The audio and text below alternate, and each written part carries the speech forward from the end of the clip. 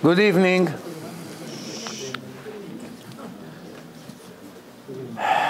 We are 6 days before Erev Tisha B'Av, Monday night it's coming. And as we know, these 3 weeks of what we call Bein HaMetzarim, the 3 week has more tragedies than usual the rest of the year. This year can prove it more than ever before. We had such tragedies. And I always say that one way to see the supervision of Hashem in a creation is to go to the beach in Israel in the week of Tisha B'Av, the week before, and especially in the day of Tisha B'Av.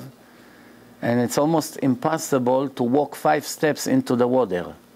No other day in a year you have such dangerous ocean than the day of Tisha B'Av. Every year, tens of years, hundreds of years, every day, you go into the water.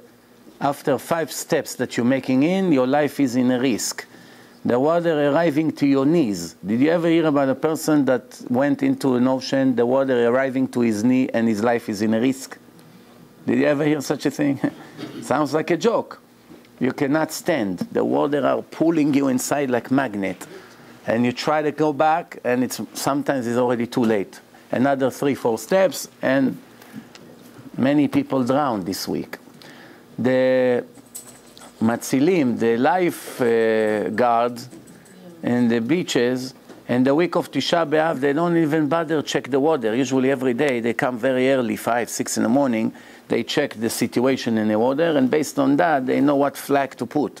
Red flag, black flag, white flag. It's very, very calm, the water. So people know if there's black flag, you're not allowed to go in. And if different flags, you have to be, when the eyesight of the lifeguard. So that week, they already have experience. They don't bother to check. Automatically, they put all week black flag. They know it can never be different. Interesting. Why is it? Because there's anger, midat adin. There's a strict anger of God in the entire world. Why? Because really, even though Bet HaMikdash is an unbelievable tragedy, it should have been a lot worse, the tragedy. It should have been millions of people to die. And instead of that, HaKadosh Baruch Hu destroyed the Bet HaMikdash. This is what the prophets say, that Hashem say, I threw my anger at the wood and the rocks instead of on people. But the truth is that it's not so correct. Because after all, when we're going to review the things that happened, for instance, in the city of Betar, millions of people did die. Many people died in the city of Betar. It was a very big city in the area of Yerushalayim. And they butchered everyone over there. There were rivers of water. Just you walk in the street. Remember, there was no streets like today that you have roads, everything from stone, it was sand and rocks, and you couldn't see the sand. Usually, if somebody's blood spill on the sand, it gets absorbed into the sand. You see red sand. That's what you do see. There's no way to even see the sand from so much blood of the people that was running on the street, that just to imagine how if an average person have 5 liters of blood in his body, and when a person gets stabbed, not everything comes out. Only maybe half a liter or a little more. It's not all come out. The dam of the nefesh, this is what comes out. So imagine how many people they killed, that there was rivers of blood on the streets. The Gemara teaching us the history of 17 B'Tammuz and Tisha B'Av, the history of these 3 weeks. We all know that Bet HaMikdash, the temple, was destroyed twice in history in the same day. Once, first time, by the Babylonians on Tisha B'Av, the 9th day of Av, and then the second one also on the 9th day of Av. It sounds like a coincidence, but of course there's no coincidence. Since there was already big anger from the first destruction, when the decree came for the second one, Hashem made it on the same day. to show us that it's not coincidence, to show us. The Gemara says like this in Masechet Ta'anit, page 26. This is the source. 5 things happened in the 17th day of Tammuz. 5 things. What are the 5 things? The walls of Jerusalem broke down. There was massive wall around the entire city of Yerushalayim, and the Goyim broke it. Which one they talking about? Are they talking about the first walls of Yerushalayim that was knocked down by the Babylonians, or the second wall that was knocked down by the Romans? Which walls was knocked down on 17 of Tammuz? Or both of them happened in the same date also? What do you think? The answer is the second temple. The second temple, whenever there is a contradiction between the first and the second temple in the events, we follow the second one. Because the second one is bigger tragedy. Why? The first one was knocked down only for 70 years. 7 years, it's 3 generations. There are people who still saw the first temple and live to see the second temple. 90, 95, 100, 105 years old, people like this can tell you what used to be in the first temple, and let's compare this temple to the first temple. The first wall of the first temple was knocked down on the 9th day of Tammuz. Tet Be'av. 9 days of Tammuz. When the Babylonians knocked it down, it was on the 9 days of Tammuz, and this is when people used to mourn. There was 70 years of mournings after the first temple was destroyed, between the first and the second. First temple was 420 years. 420 years. And the second, this is the temple that Shlomo HaMelech built. Shlomo HaMelech lived almost 3,000 years ago. He built a temple which was destroyed by the Babylonians about almost 2,500 years ago. Altogether, 420 years the building was standing. Then 70 years there was no temple, only destruction. And then the second temple was built in the time of the Persian, 43 years before the Greeks won the Persians and became the strongest empire in the world. 43 before the end of the Persians, 43 years. The Persian, which is Daryavesh and Koresh, as you know the story, they are the ones who even help financially to build and send Ezra, and 13 years later they sent Nehemiah. It was 2 massive immigration. First Ezra came with many people to start building the temple, then joined him 13 years later Nehemiah came, and they built the temple. But that's already on the second temple. But the first temple, the Babylonians knocked down the walls of Yerushalayim in the 9 days of Av. How long they had an ambush around Yerushalayim? When the Babylonians came to attack Yerushalayim for the first time, 1.5 years they were surrounding Yerushalayim until they were able to break the wall. It wasn't like today.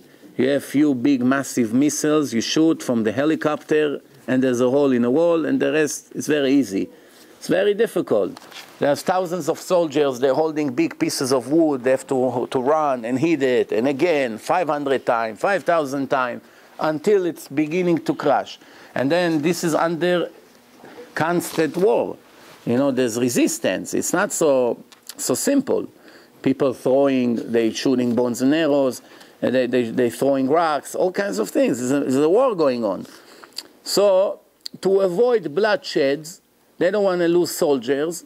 They just surrounded Yerushalayim for 1.5 years and standing over there, camping, picnic.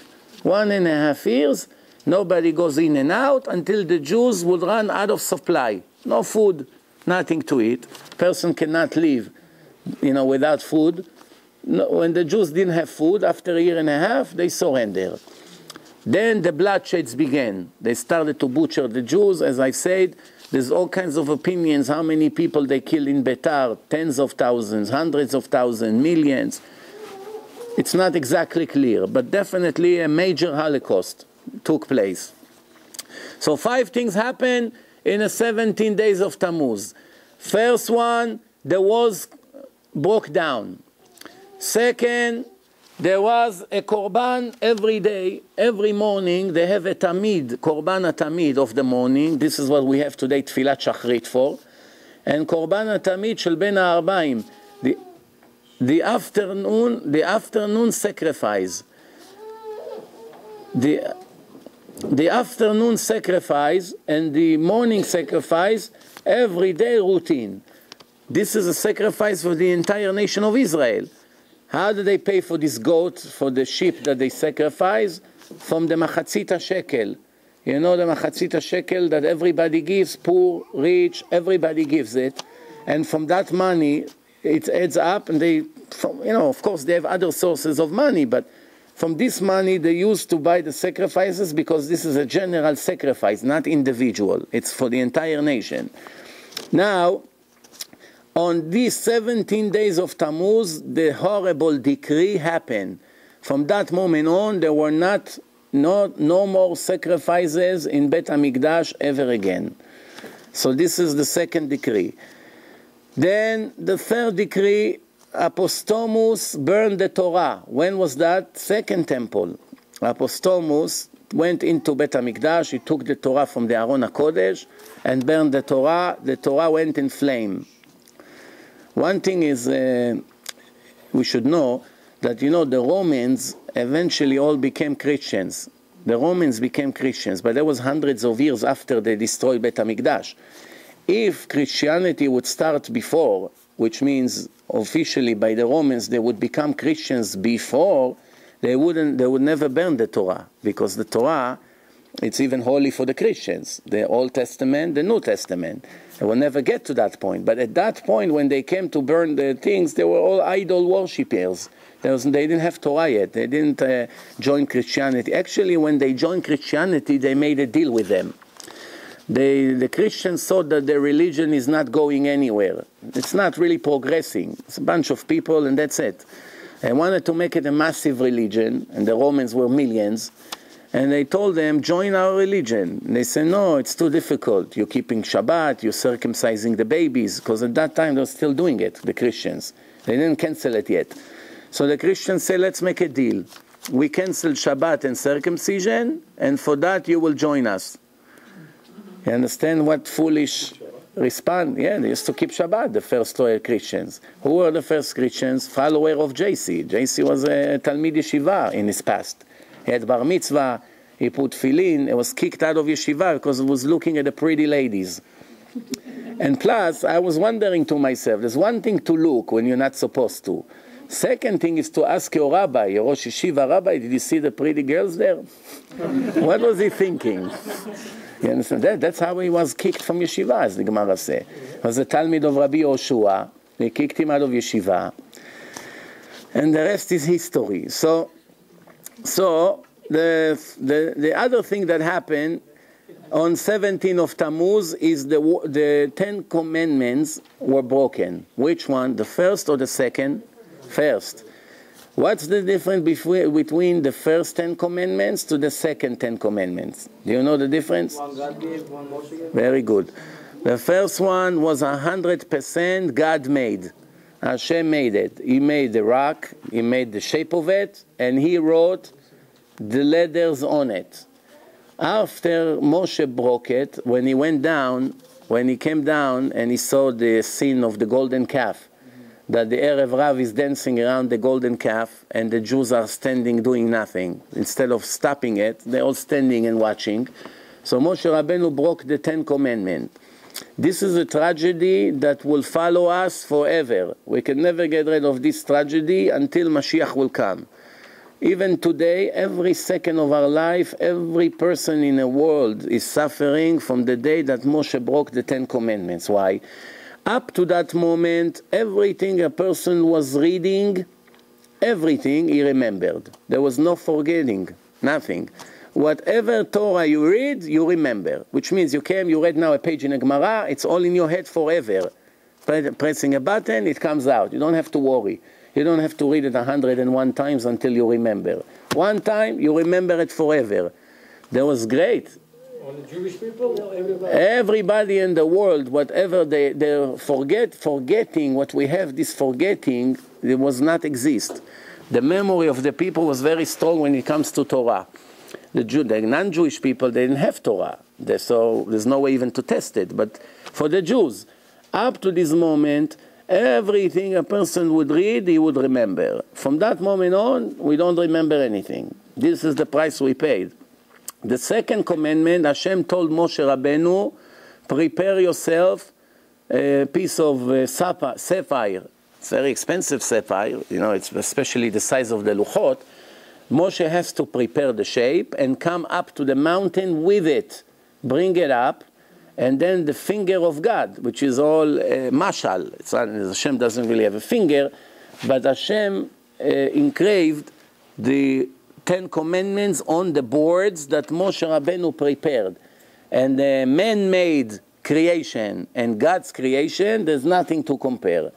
You understand? So already the second commandment is not in the level of the first one. We learn a lot of things from it. One of the things we learn is that sometimes in life, when Hashem gives us for the first time something and we blew it, and then He gives it to us again, if we pay attention, we see that the second time is not as good as the first time. If you ever listen to my tshuva series, the repentance, the law of repentance, I always repeat this concept that every Jew has few chances in his life to make tshuva, repentance, to see the truth. For the first time, he will have the most siyata dishmaya, 100% in everything Hashem will help him. Why? You saw the truth, right away you jumped into it. Second time will be much less. Third time less, fourth time less, fifth times less, until it gets to a point there's almost no siyata dishmaya, almost nothing. So we see that, yeah, Hashem will help you second time, but not like the first time. Will help you third time, but not like the first and the second. So every chance, you already lost something. Everything has a price, everything. There's no way to avoid the price. Whatever mistake we make, we choose, we right away pay the price. So, the fifth tragedy that happened on the 17th of Tammuz, apostomus, it's a doubt. It's a doubt if apostomus put a statue inside Bet HaMikdash, or the Mishnah was talking about Menashe. Menashe was a very wicked king. His father was the most righteous king in history, and his son was one of the worst kings in history. What do you see from this? If your father is a tzaddik, it doesn't mean you are a tzaddik. Esav ben Yitzchak. You know, when Yitzchak came to shul, when Esav came to shul, they asked him, Ya'amod. So he say, Esav ben Yitzchak. What a contradiction. You know? So this is what it was. So over here, King Chizkiyahu is the most righteous king. Who does he have? Menashe, that putting idols all over the country and make Jews worshipping idols. Father made every Jew know the whole Torah by heart. He took a sword and he says, someone will not be educated in Torah, will have a problem with me. Everybody learn. That's the only way people understand. Same thing your kids. You beg them, beg them, beg them. You go like this, they understand. No other way. Yeah, please, sweetheart, do a tzaddik, be a tzaddik, do chesed. Yeah, no, I'm tired, this, that. Hey, you want to spend the day in your home? Okay, I'm doing it. Same thing in a highway. Police on strike, everyone celebrate. Police came back to work, everyone became 50 years older. Why? People understand, money hurts. 300, 200 points, insurance increase. That's it. Now we're jumping to Tisha B'Av. This was the 5 things that happened on 17th of Tammuz. The 5 things that happened in Tisha B'Av, Hashem finally decided that the generation that came out of Egypt will not see the Holy Land, will not enter Israel with the exception of 2. Who? Yoshua ben Nun and Kalev ben Yefuneh. 2 Jews entered, 2 that came out of Egypt, entered the Holy Land. Everybody else, millions of people, all of them, Hashem took them in circles in the desert until all of them died. Rabbenu's mother went through, no? Moshe Rabbeinu, Yocheved? Moshe Rabbeinu, Yocheved, she went to Israel? Who told you that? I have to check, I don't know. The information I've seen, only 2 Jews made it, Yoshua and Caleb. That's it. Now, so what else does it say? The first temple was destroyed on Tisha B'Av, and the second, so that's already 3. Nechresha ha'ir. After they destroyed the second temple, the Romans plow the entire Yerushalayim, the entire area of Bet HaMikdash. You know, like when you make a field and you want to put seeds, what do you do first? You plow the entire ground, you don't leave anything. And then the fifth thing that happened, they captured the city of Beitar. From now on, it took time until they killed everyone. But they captured the city, which means the city fell into their hands. Moshe Rabbeinu went up to Shamayim in the 7 days of Sivan. 7 days of Sivan. He went up, Zayin B'Sivan, he went up. He came down 17 of Tammuz. 17 of Tammuz. He saw the golden calf. He broke the commandment, right? And after that, he went up again. And finally, he brought the second commandments on Yom Kippur. So Yom Kippur, in a way, is Yom Matan Torah. Somebody asks you, when did we get the Torah? Shavuot. But really, when did we get the 10 Commandments? We got it when? On Yom Kippur. The Torah says, "Vayhi mimacharat hayom vayeshev Moshe lishpot et ha'am." After Yom Kippur, Moshe came down Yom Kippur. Yom Kippur, Hashem told him, "Salachti kidvarecha." I forgive you as you wished. And then the next day, Moshe he opened up the Jewish court. First time, Moshe sat and judged people according to the laws of the Torah. Up to now, it was all thanks to the man. A husband and wife having a fist fight. You know, both of them have a broken tooth. Both of them are scratched. It's hard to see. I'm just making it a little bit more juicy, you know. So now both of them claim he started. You know how the kids, it's his fault. No, he started, he gave me the first one. And now it's hard to know. So Moshe said, okay, listen, go back. We'll see tomorrow where the man is falling. If the man of the woman fall by her father, that means she's right. She wants a get, she's right. If it fall by her husband, that means the husband is right. You understand? Because if Hashem now send her man instead of to her house, to her father's house, what does it mean? Hashem wants her back in her father's house. You understand? That's how Moshe used to judge. But now no more. Now we have the laws of the Torah. People come, they need witnesses, etc., etc. When the Torah was given in Shavuot, what part of Torah was given? Do you know? What part of Torah? What part of the Torah? Everything, no? Oral and... What part of the Torah was given? Huh? Nah, something like this not to know.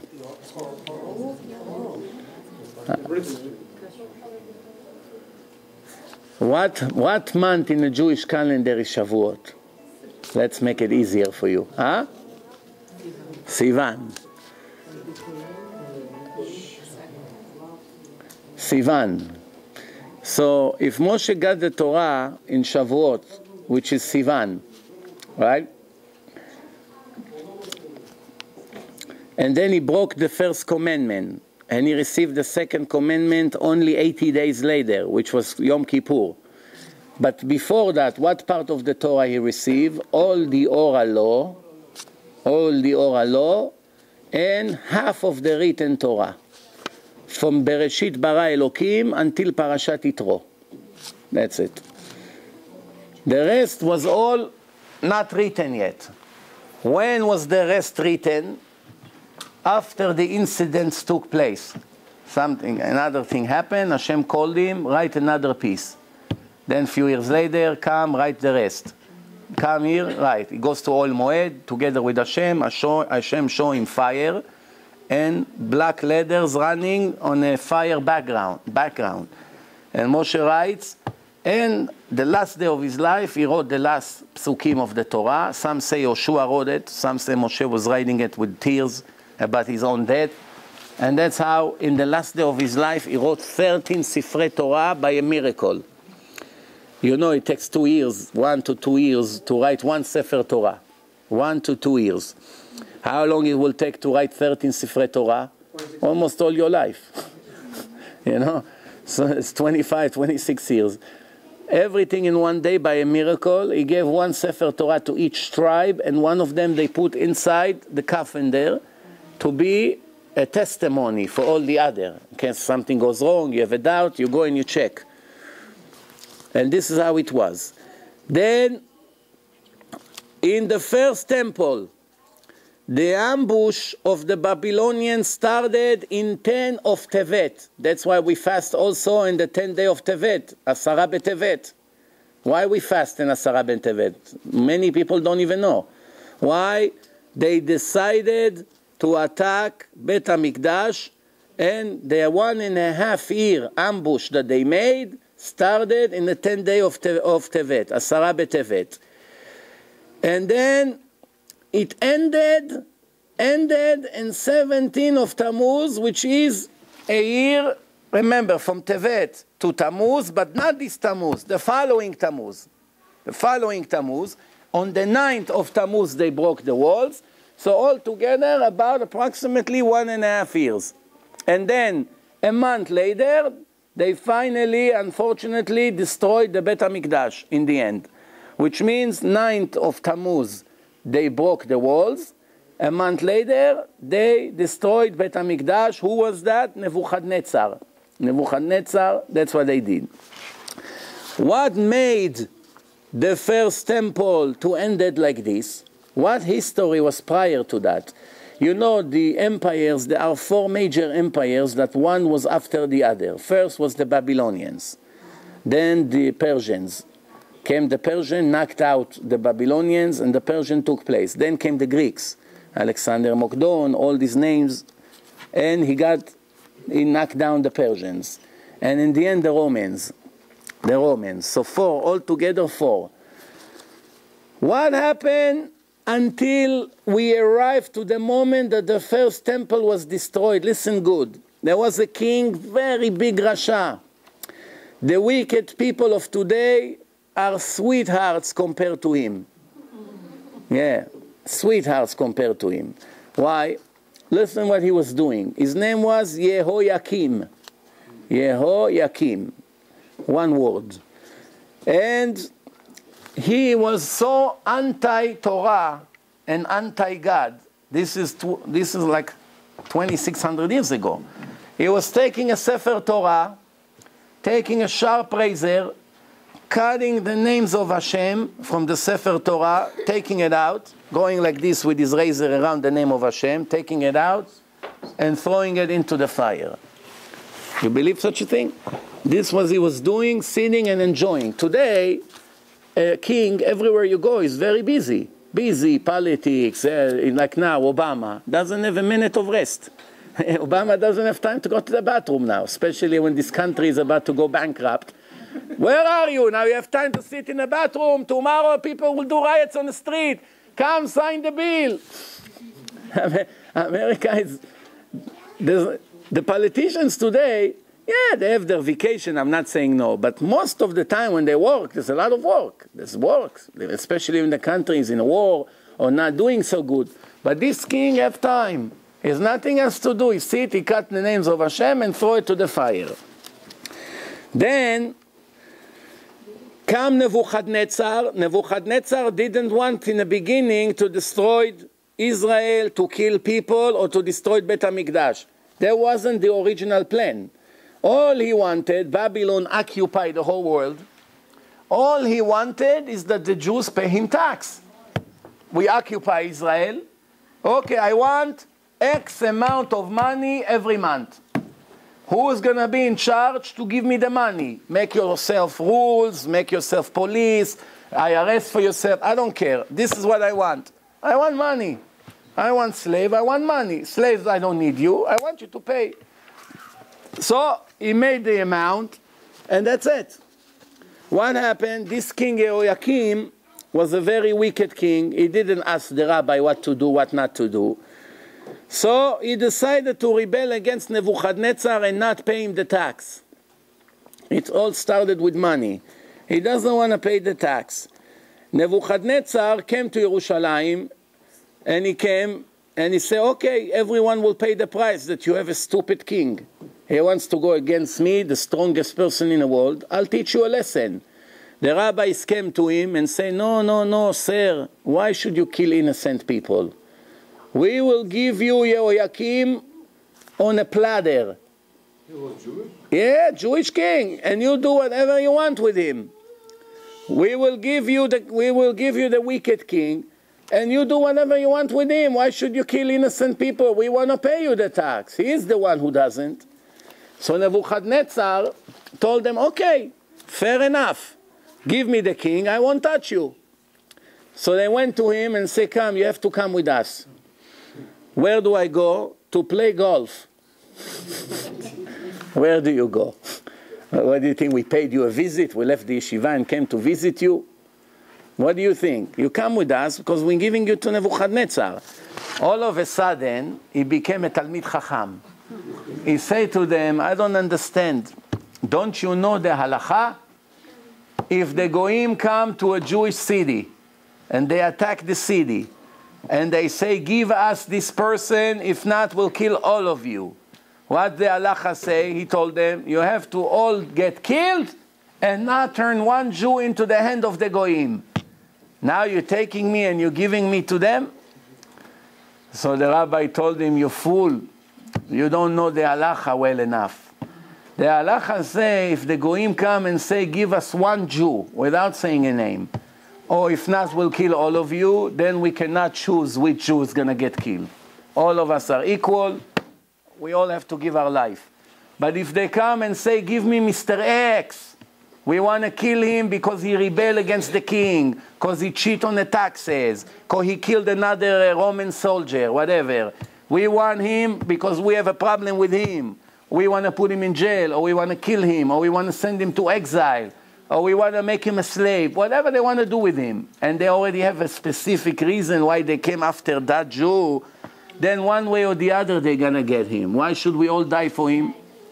Especially somebody wicked like you, which is a mitzvah to turn you in. You know what it is?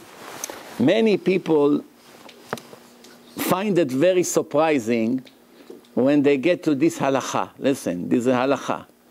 There's halakha in the Torah, it's called moridim velo ma'alim. Did you hear that before or no? Pushing down and not bringing up. What does it mean, pushing down and not bringing up? If a wicked person, someone who is against Hashem, what we call anti-religion, making all kinds of laws against Hashem, influencing the public to go against the Torah. Somebody like that goes down to a big hole in the ground. And then he uses a ladder. You come and you say to him, I want to borrow the ladder and I'll be back in 5 minutes. You take the ladder and you come back after 5,000 minutes. Which means you don't come back. And then he screams, hey, where are you? You leave him over there. Hard to believe, but that's the law. Which means if you did it to one of these people, not only you're not going to get arrested or be blamed for murder, they will send you a beautiful certificate from the Jewish Beit Din for cleaning the nation of Israel from its garbage. Why today we don't do it? We don't have Sanhedrin. We can't determine who is a Rasha and who is a Tzaddik. Plus, today you can see a Jew that is the most anti-religious person, but really, if you speak to him 20 minutes, you change him for good. The only reason he's like this because he's brainwashed from the media. He doesn't know what Torah is. He never really met religious people. All he hears is negative. 20 minutes you talk to him, he becomes tzaddik already. Either way, change his attitude. It happened to me sometimes in 5 minutes. A person came to kill and got killed in a positive way. He came to attack, and in the end he became a supporter. Right away changed. Why is it? They don't have the background. They don't have foundation, nothing. Sometimes it's just because he's an ignorant person. He has no knowledge. That's called tinok shenishba. He has no idea what's going on. It's different than what it used to be. In the old days, people knew what Torah is. Everybody knew it. It's everywhere. Everywhere. Most of the people are religious. 99 out of 100 are fully religious.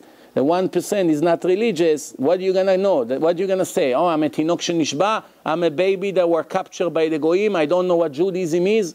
Everyone in your family is religious. Your father, your uncles, your whatever, the neighbors, this, you go, the people in your work, in the market. What are you saying? Oh, I didn't know there's Shabbat, it's a special day. Tonight people can claim that, even though not that many anymore. But this is it. So, this Yehoiakim, they give him to Nebuchadnezzar. What did he do? He took him to Bavel, to Iraq. He took him to Bavel. And he took his son and made his son the king instead of him. What's the, after about 2 or 3 months, his son's name was Yehoiachin. Yehoiachin ben Yehoiakim. Yehoiakim is the father. I guess the Yehoia doesn't go so well. Yehoiachin, Yehoiakim. So Yehoiachin is his son. Wasn't bad as his father. And he agreed to pay taxes. But the advisor of Nebuchadnezzar told him, don't be a fool. Don't you know that the son will always revenge the death of his father?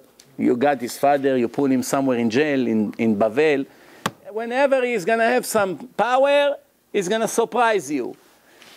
Get a stranger, someone who doesn't care about his father. Anyway, the Jews hate him, was a very big Rasha. Put somebody else. So who did he take? Tzidkiyahu. Tzidkiyahu is a kosher king, tzaddik.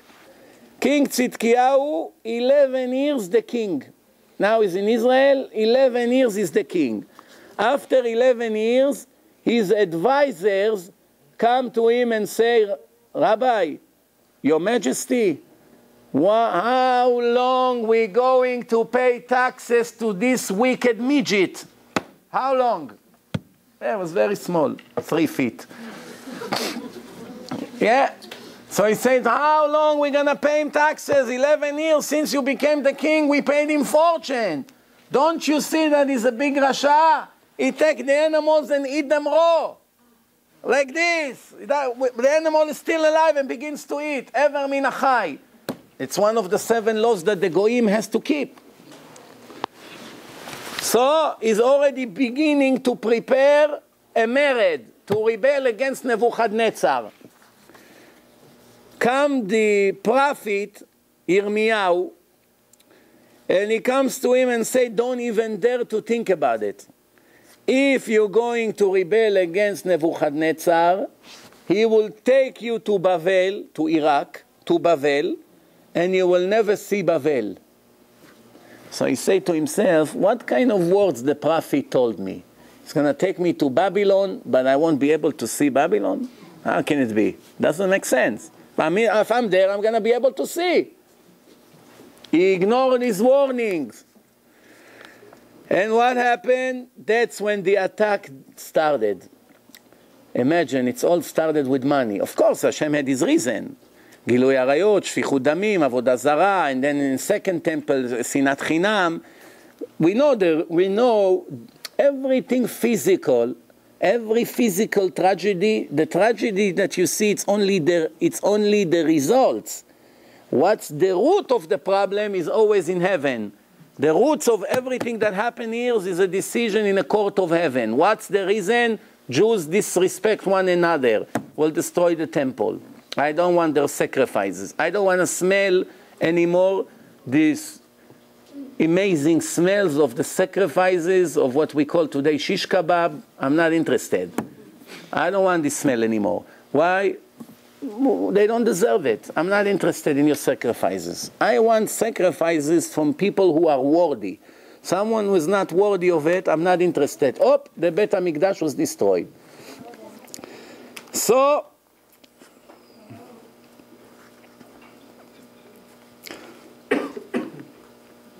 The Torah says something very interesting. It says like this, Hashem shoked al hara'ah. You know what the word shoked means? It comes from the word shakdan. What shakdan means? Shakdan is a serious scholar. Not coffee, cigarette, telephone, snoring like this. Moshe, what's going on? How many Mishnayos you did today? That's my second one. It's 6 in the evening. What do you do all day? Oh, I have a headache. Every day an excuse. Headache, I didn't sleep at night, my wife, she drove me crazy, I didn't go to the mikveh today, I cannot focus. Every day has an excuse. Telephone, gamin, cigarette, going sitting by the lake. I'm down, Rabbi, don't disturb me, I'm down, I'm depressed. 5 years in yeshiva, a guy came 2-3 days, already no more than him. That's not a shakdan. Shakdan means cannot live without the Torah, like Ben Azai. You know Ben Azai? In Pirkei Avot, read about Ben Azai. Gemara says Ben Azai didn't want to get married. He was teaching his student the importance of getting married, that a person that didn't get married is not complete yet. He needs his other half of his soul. And then one of the students says, Rabbi, na'eh doresh, na'eh mekayem. Somebody preach, the minimum you should ask is, it's like a doctor in a hospital. Ladies and gentlemen, I came today to teach you about the importance of not smoking. I have in front of you a PowerPoint presentation of 84 sicknesses that the cigarettes cause in our day that's scientifically been proven. Hold on 1 second, please. All right, let's continue. No, what's the seminar? Seminar is over, ma. Huh? You come, you give a speech about something, and right away you prove to everyone. Like somebody come and speaking about luxury. You know, the luxury destroying us, this, that, and he has a $50,000 gold watch. The luxury is killing us, you know. Everybody right away think, who are you fooling? At least hide your watch before. You want to come speak about it, put the watch somewhere. You know, make sure you come prepared. So what does it mean shakdan? Ben Azai told them, Ma e'aseh shechashka nafshi b'Torah. I cannot live a second without the Torah. Can't live. So Chachamim say Ben Azai doesn't have to get married, but he is the last shakdan in the world. That was 2,000 years ago. After him, nobody can get to this level. That's it. He was so addicted to the Torah. How can he become a husband? How can he waste time being with his wife, helping her with peeling the cucumbers, helping her with the phone bill? How is he going to do such a thing? It's not realistic for him because he cannot live a minute without Torah. So Ben Azai, it's called shakdan. So the Torah says, Hashem shoked al hara'ah. What does it mean? That 11 years before HaKadosh Baruch Hu destroyed the Bet HaMikdash, what did he put in the mind of this wicked Nebuchadnezzar? To send the Jews to Babylon. When he sent Yehoiachin, he also sent many of the rabbis with him to Babel. Why? What the rabbi did? The rabbi turned Yehoiachin, they brought him to him, here, take him.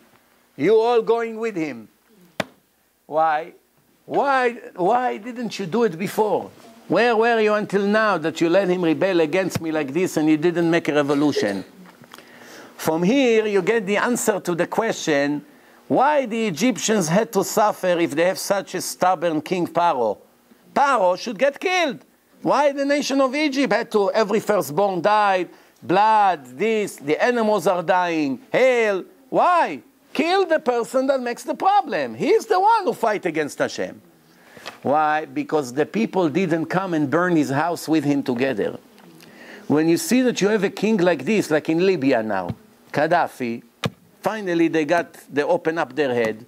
You brought tragedy among tragedy on us. That's it. We'll fight with you to the end. So now at least they do what they needed to do many years ago. Question is, why not 30 years ago? Why they woke up now after so many years? Same thing, whatever, in Egypt or in Syria. In Syria, they try. But here in Egypt, why did you let Pharaoh 1 year destroy Egypt and not come to the come, I don't know, 50, well, there was no Facebook. With Facebook, in 1 hour, you get 50,000 people to come. So, you know, in Egypt, there's no telephone. No, a person stand on the street, excuse me, we want to make a revolution against Pharaoh. We get killed right away. It was harder, but still Hashem was holding it against them. That's why they all suffer. Because you could have get rid of a wicked king. You did not do it, that means you comply with him. You're backing him up. So Hashem sent all the rabbis to Bavel, and when the rabbi comes to a new place, what's the first thing they do? Open a synagogue, open yeshiva, open mikveh, and then more and more, and you know how it is. You know, a group of righteous people, they had a plane crash. The plane crashed in an island, and Baruch Hashem, everyone got saved. There was about 15 Jews, all religious Jews. So they all, you know, they broke, the plane broke in an island. So they came out, and they look around, and they see only animals. After walking around in the island, they see one Jew, Saadia, Yemenite, Saadia running in the island. They say, excuse me, Mr. Jew, there's any Jews here? He said, no, I'm the only one here. So they say, wow, so probably there's no synagogue. He said, no, synagogue I build. Don't you know that it's mitzvah to pray in the house of Hashem? Synagogue I build. So, ishtabach shemo, we don't have to bother. We have a place to daven. So he said, okay, show us the synagogue. So they come over there, and they see beautiful synagogue, Magen David, everything. Then they see across the street another building, also Magen David and this. So they told Saadia, he said, there's no Jews here. How come there is another shul? He said, I also built that one. We said, why? Why one person need 2 big shuls? He said, you see, over there I won't even step. I'm not going to pray over there. What's the point? The point, if he doesn't have a place to hate, he cannot live. He needed to build another shul. Rabbi, in that shul I don't go. I don't like over there. Politics, this. I don't like the gabbai, the rabbi. No, you know. Over here I'm good. For 3 days until he have a complaint, and then he go to another one. After 3 months, every shul in the world is in his blacklist. It's like the guy who drive on a highway, and he call up his wife and say, Tzipi, what's going on today? Everyone driving against traffic. He told him, you fool, maybe you are the one who drives against traffic. Anyway, so what happened now? So Hashem prepared a place for the Jews that when finally Nebuchadnezzar came and destroyed Bet HaMikdash and he threw all the Jews to Babylon, they came ready. As soon as they landed there, there was yeshivot, there was synagogues, everything was ready because he sent many rabbis there, and they prepared a lot of places of Torah. And that's with wives, and probably they had more children, of course with wives. And from there the Talmud came.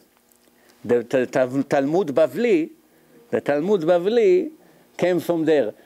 You know, so well, there was one Talmud in Yerushalayim, and then the Talmud Bavli from Bavel. But which one is the real halacha? The halacha is from the Talmud Bavli, from Babylon, from Bavel.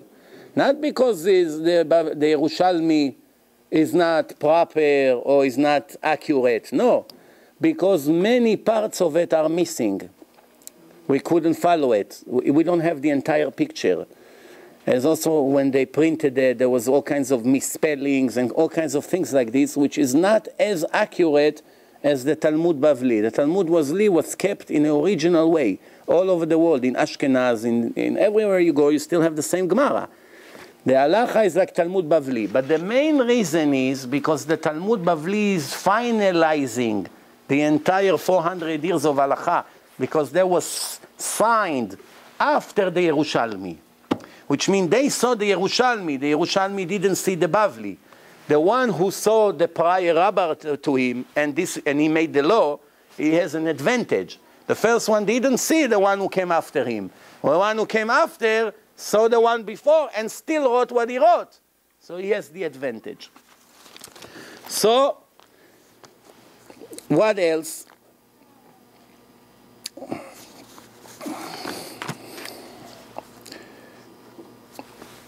when the Bavlim arrived to Bet HaMikdash, as we said, in the 9th day of Tammuz, they broke the walls.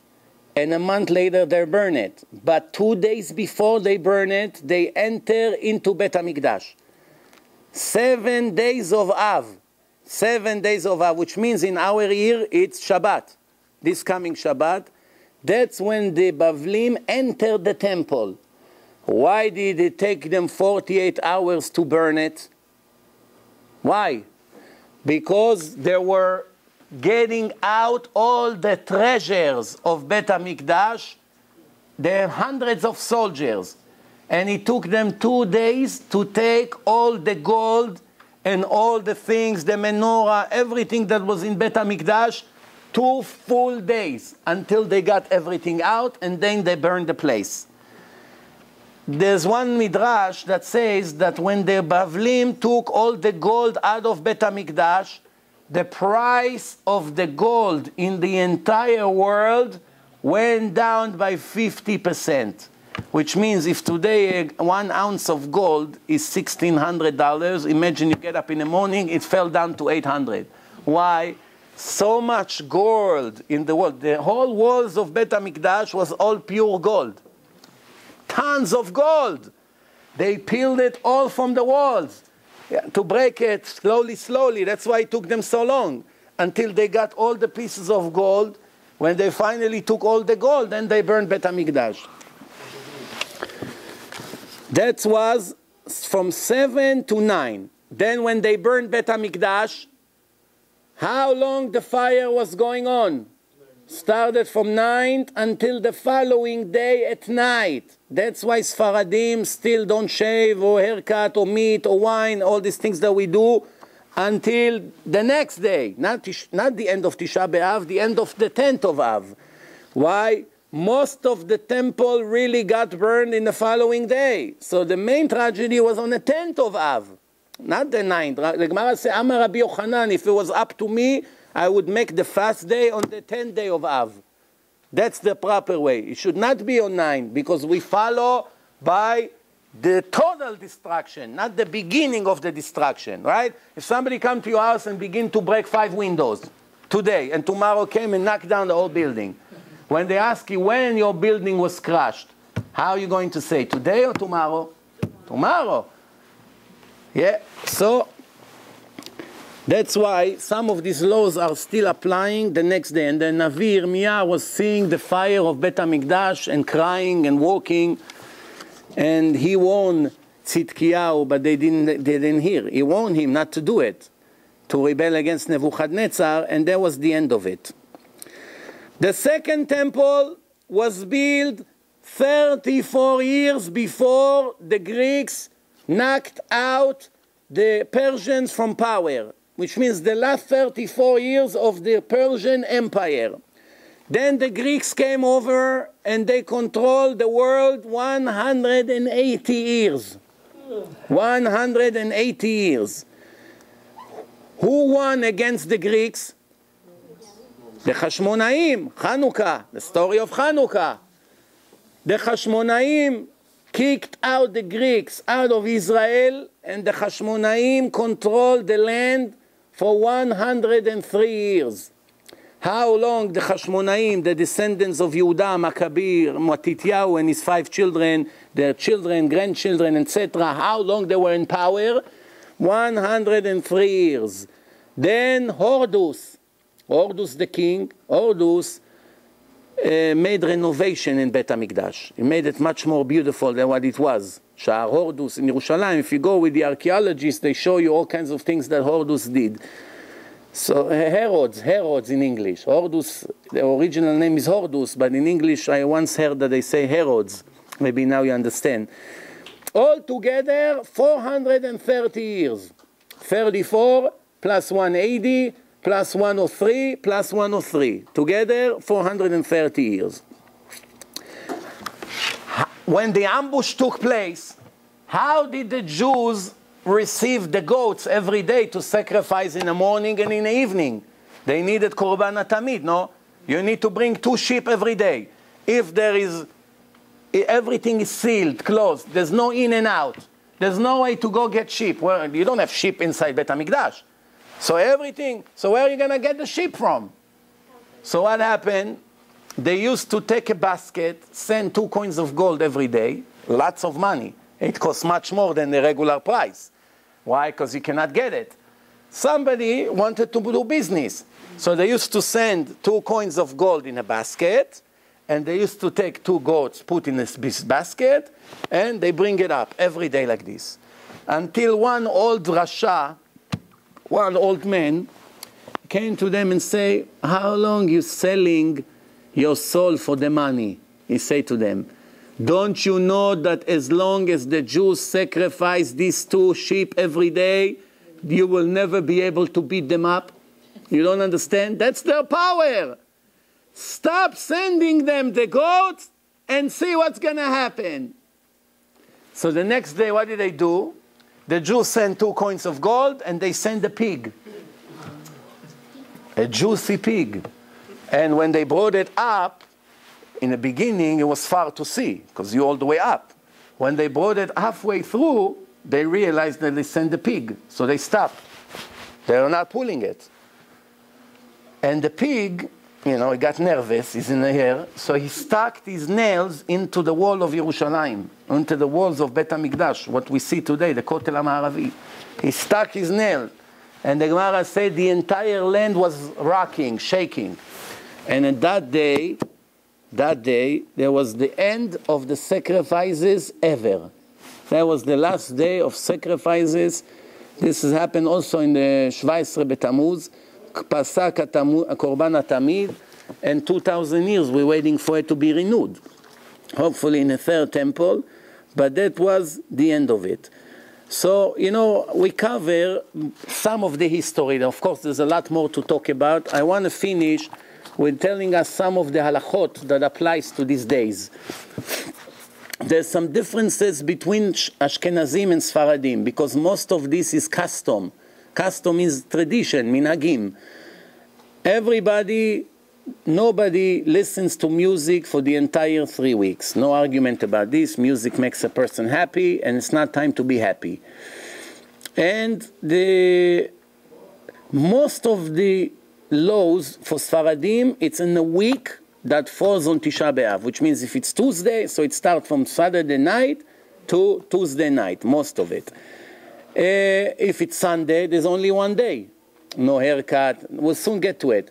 If it's Thursday, so there is 5 days.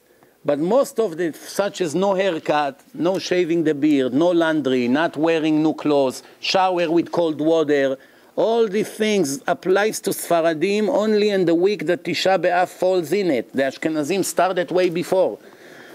And meat and wine, we don't eat for 10 days. From Rosh Chodesh Av, the Ashkenazim don't eat on Rosh Chodesh meat and don't drink wine, even though it's Rosh Chodesh. Rosh Chodesh they don't eat. Sfaradim eat on Rosh Chodesh, which is just past. They eat on Rosh Chodesh meat, they drink wine, because Rosh Chodesh is like a holiday. But that's it. Motzei Rosh Chodesh, the end of Rosh Chodesh, until the 10th of Av, no meat, no wine, except Shabbat. Shabbat, there's no mourning on Shabbat. Even if his parents die, lo alenu, Shabbat, you don't sit on the floor, you don't rip your clothes, none of these things.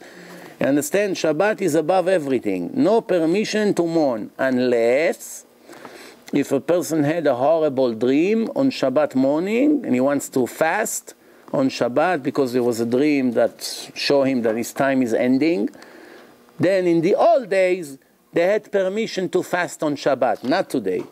Today, Chalomot Shav Yedaberu, always Chalomot Shav Yedaberu. The dreams were not, it's very hard to know what part of the dream is real and not. Today, people are not holy, that's why they don't have strong dreams like they used to. Some of the dreams is what you think. Many people call me, what that dream means, don't waste your time. 999 out of 1,000 of the dreams is the Satan joking around with you.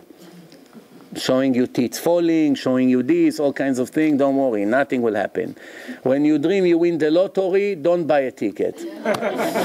Don't think you're going to win. And when you dream that your son died, don't sit on the floor and cry. You make tshuva. It's always good to make tshuva regardless. But please don't pay too much attention to the dreams, unless if it repeats few times. The same dream repeat few times, that's already a clear sign from Shamayim. Usually it doesn't happen. So now, the week that Tisha B'Av falls into it, we're not allowed to have haircut.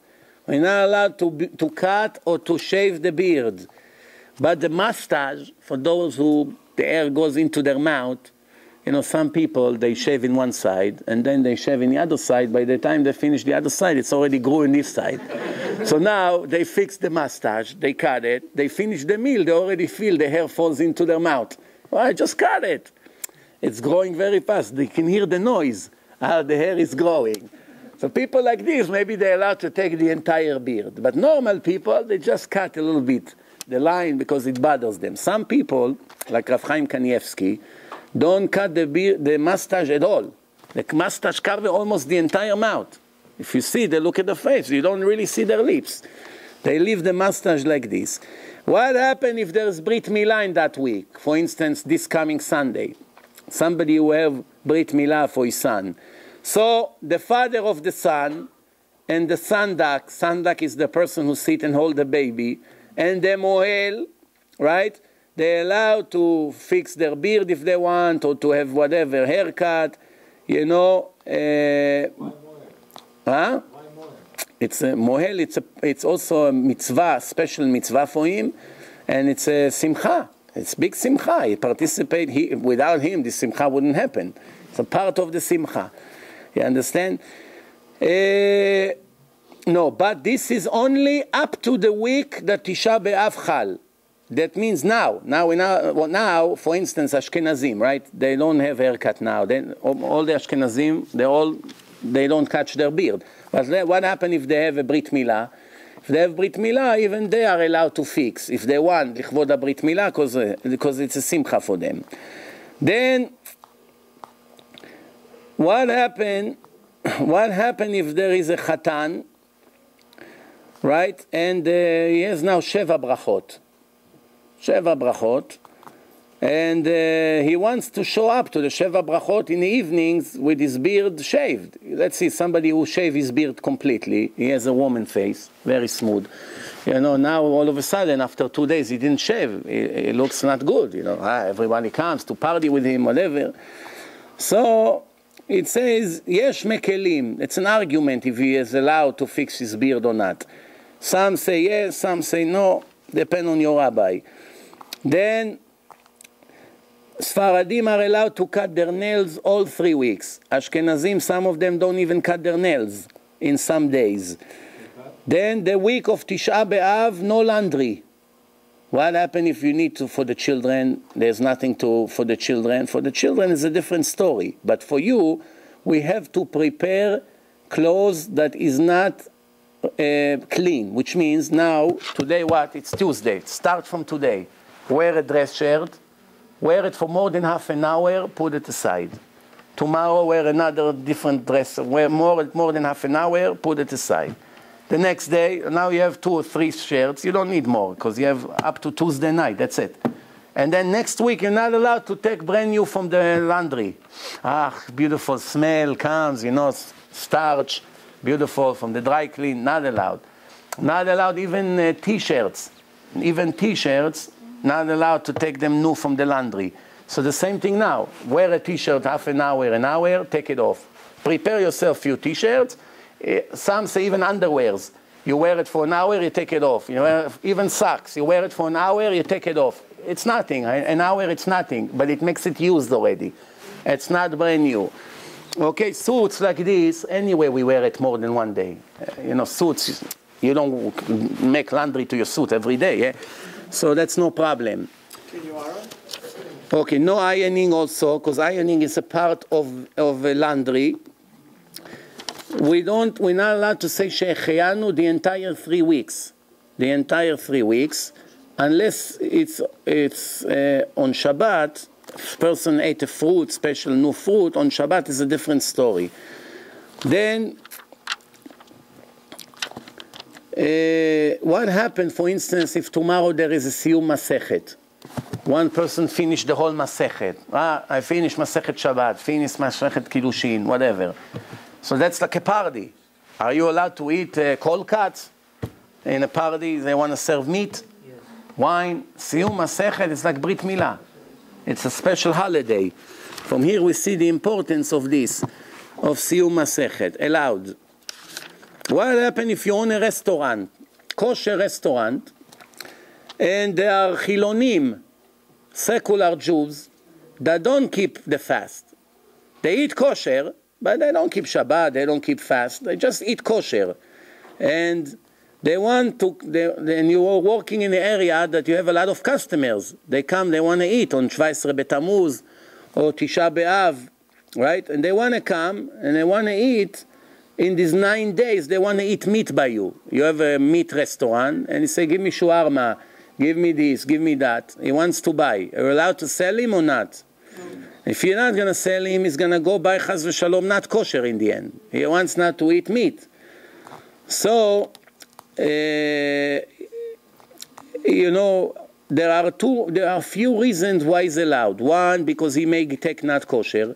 Second is he won't return to you. You lose him for good as a customer. So what kind of business is that? 10 days he doesn't want to sell me shawarma. I don't need him. Cannot live without it. What is this? 1 day without meat? You know? So, okay. Now, if you have any questions before we finish, one more very important thing. On Monday, before sunset, that's called Seuda Mafseket, the last meal. We are allowed only one kind of food, and we eat it on the floor, which means, let me explain to you what we do. We pray mincha very early. Don't expect to have mincha as usual on Monday night.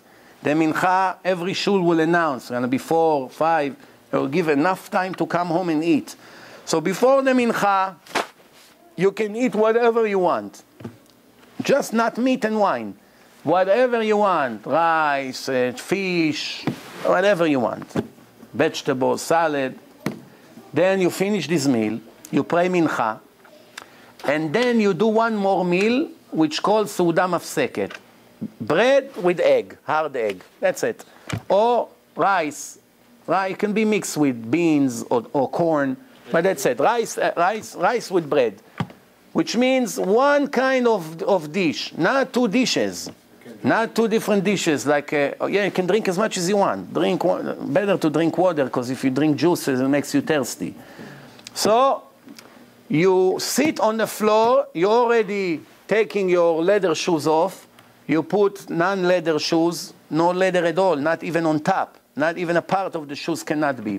Leather belt are allowed. Allowed? Yes. Even leather jacket. Jews should not wear leather jackets, but if you wear leather jacket, that's not the decree. The decree is on the shoes, because remember, the road was not smooth. There were a lot of stones, and when you wear bottom leather, it's protecting you from the pain. But when you wear a canvas or kinds of soft things, when you walk in the old days, it's very painful, because you feel every stone that you step on. So there is really no difference, because you wear these Crocs, whatever people wear, it's very comfortable. But we have no permission to change the tradition. That's it. For 2,000 years, everyone does not wear leather. No one is allowed to come say, today doesn't apply. All shoes are comfortable. Doesn't matter.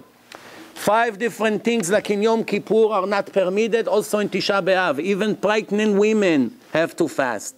Tisha B'Av is the second strongest fast after Yom Kippur. More serious than all the other fasts, because it starts from the night, doesn't start from the morning. It's a long fast. It's even longer than Yom Kippur, because we are 2 months before Yom Kippur. The fast will end about 45 minutes after sunset, which will be about 8:45. Yom Kippur it will end around 8, which means it's almost is shorter, into the day it's shorter, but it also starts earlier. It's the same amount of minutes, but in the day it looks shorter, because you can eat faster. So a person cannot be with his wife that day, cannot put any lotions on his skin. We do not sit on a chair. When we go to shul, we have to sit on a chair that is 3 tfachim from the floor, maximum this height. We sit on pillows or directly on a rug of the shul.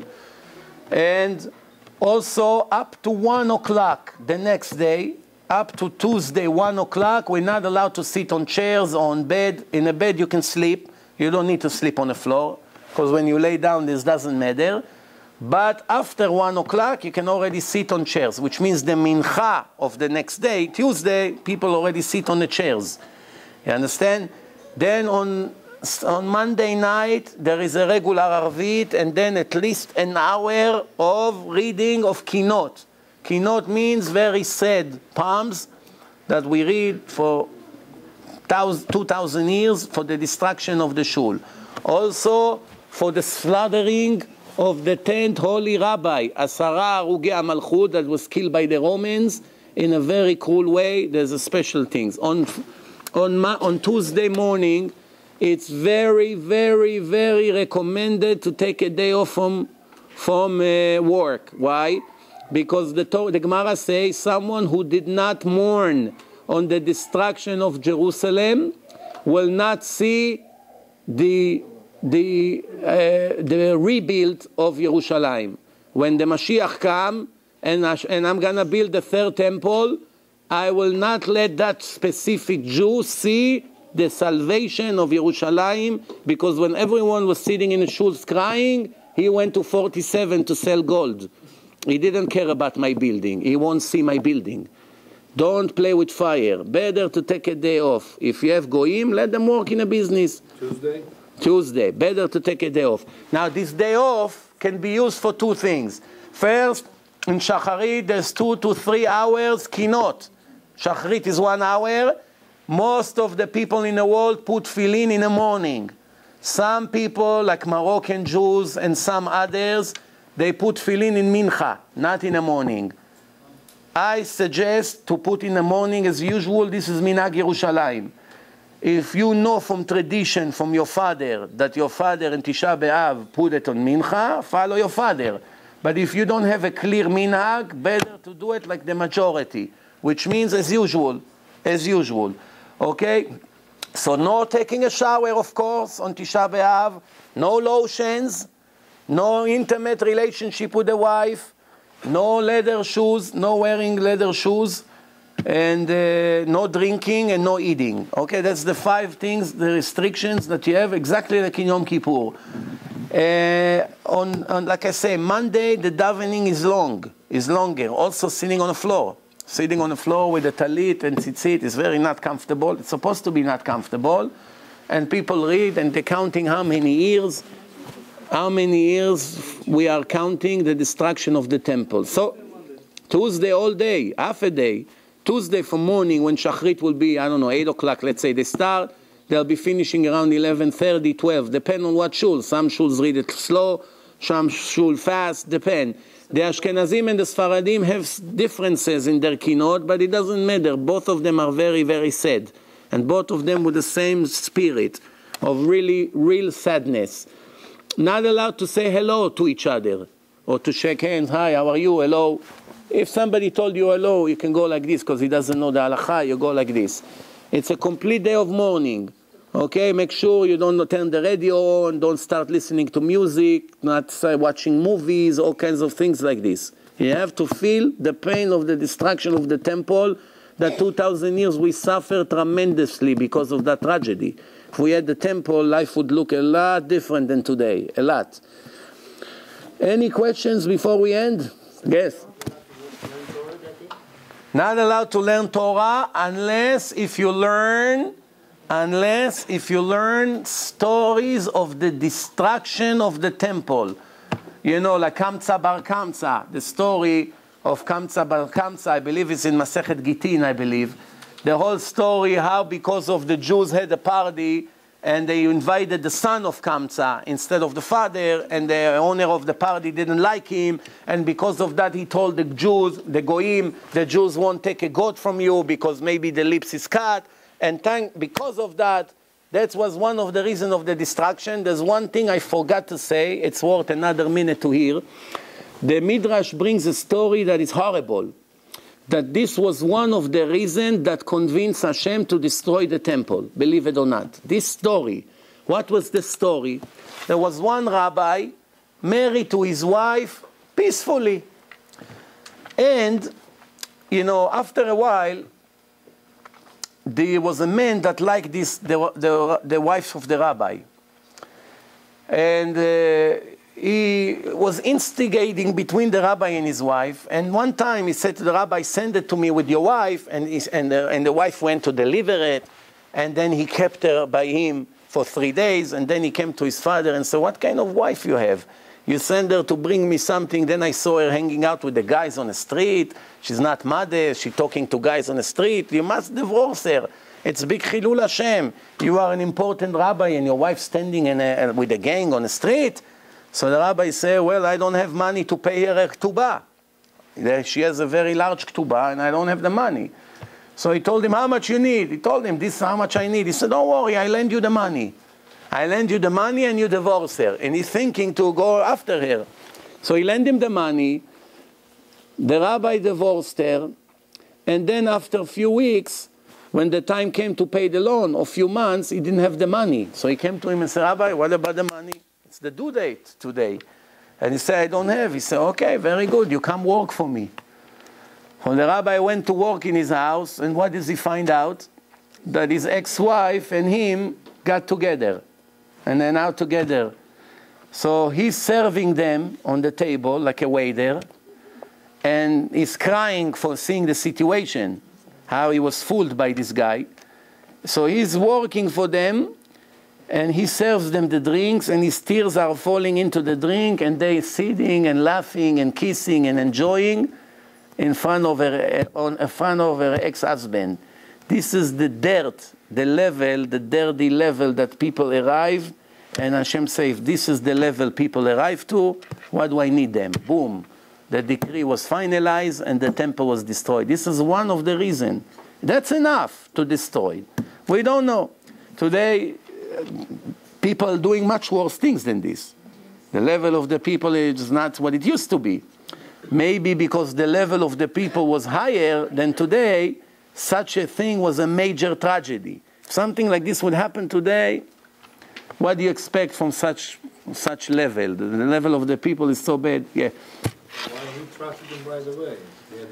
Now, obviously, when the Midrash bring you the story, they don't tell you the entire... I'm sure there was things. He brought him witnesses. He convinced him that she's not a kosher wife. If you want to convince a man that his wife is not kosher because you want her for yourself, believe me, you don't need to be a genius for it. Huh? Tehillim you're allowed to read, but Tehillim is really, in a way, it's also like learning Torah. It's better to read the Kinot. The Kinot, there is a Siddur of Tisha B'Av full of Kinot. Better. Yes? What do you think about, Minhag, visiting the graves of relatives going on Tisha B'Av? You don't need to. All this visiting of graves, it's better not to even start with that. Especially women should never enter the cemetery. Never. No. Yeah. And the men, only when there's really, really no choice. Really, really no choice. Better not to, but if you can avoid it, it's better. What do you say about greeting the goyim? Do you greet them with your hands, the goyim? At work? Well, if a goy give you, well, like I say, if you don't go to work, you don't have this problem. So you know. is allowed, right? Huh? Working, you're allowed. No, like I said, it's you know, some of the things, it's allowed, but it stink. You know what I mean? It smells bad. There are certain things that it's sometimes even worse than not allowed. Not allowed is one thing. Sometimes, yes, it's allowed, but it looks so bad that it's worse than being not allowed. You understand what I mean or no? Everyone's sitting all over the world crying for the temple. By the way, you should know, when Napoleon came to Israel about 250 years ago, he saw in a synagogue all the Jews sitting on the floor and crying. And he asked the soldier, what happened to them? Why are they all crying? He said, they're crying for the destruction of their temple. He said, well, how come I didn't hear about it? When did it happen?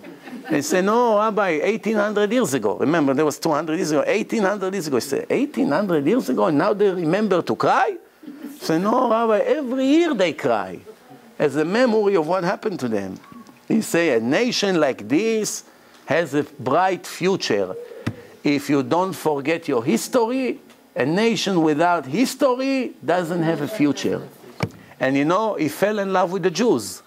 And what did he do? He called the rabbis and he told them, why don't you renew your Sanhedrin? I will give you all the power. I'm the king of the world. I own the world, except Russia, but I'll take care of them soon. But don't worry. I'm the master here. Renew the Sanhedrin. And some of the rabbis wanted to do it. There was a big argument between Yerushalayim to Tzfat. No, we're not in the level, Sanhedrin, we need to wait for Mashiach. What is going to be? We're going to be 71 Chachamim, decide life and death. No. Bottom line, it didn't happen. But he was pro-Jews, and one of the reasons is because one Jew saved his life. He was hiding him in his house when they came after him to kill him before he went into power. So he was very grateful to the Jews. And one of the reasons is what I just mentioned. Thank you very much to Yaniv and Chazak for another beautiful event. And hopefully we'll meet after Tisha B'Av. Kol Tuv.